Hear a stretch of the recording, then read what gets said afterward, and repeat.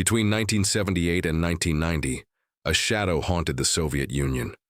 A man who seemed ordinary on the surface was responsible for one of the most horrifying killing sprees in history, leaving more than 50 victims in his wake. What made Andrei Chikatilo so terrifying wasn't just what he did, but how long he managed to avoid capture. Andrei Chikatilo was known as the Butcher of Rostov, or the Rostov Ripper. Over the course of 12 years, he terrorized families across several Soviet states. His victims were mostly women and children, many of whom he lured away from public places like train stations and markets. Despite the severity of his crimes, he was able to evade arrest for years. Part of the reason? The Soviet police had trouble connecting the dots. They were hesitant to admit that such a monster was stalking their streets.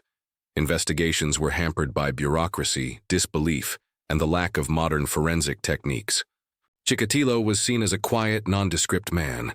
He worked as a teacher for a while but struggled to keep the job and later became a factory worker, someone no one would suspect. This gave him the perfect cover. He could blend into crowds and act normal while hiding a dark secret. After a series of attacks left a pattern too clear to ignore, it became evident that Andrei Chikatilo was targeting young women and children. His victims were attacked in similar ways and were lured from busy public places like train stations and markets to isolated areas. This pattern helped police connect his crimes and led them to form a special task force to catch the serial killer.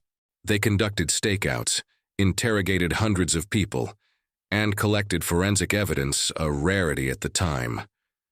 The most chilling moments came when Chikatilo was arrested near a railway station, trying to lure a 9-year-old girl. The police had been watching him for weeks. When they finally stopped him, they found disturbing evidence in his possession. Personal items belonging to victims, weapons matching the wounds, and clothing stained with blood. During the intense investigation that followed, he eventually confessed to the murders. 52 confirmed victims, though some experts believe the true number could be higher. His confession detailed acts so horrific that even today, they send chills down the spine. Chikatilo was tried in one of the most high-profile cases in Soviet history. He was found guilty and sentenced to death. In 1994, he was executed by firing squad. His story remains one of the darkest chapters in true crime history. It's a reminder of how crucial it is for justice systems to act swiftly and decisively.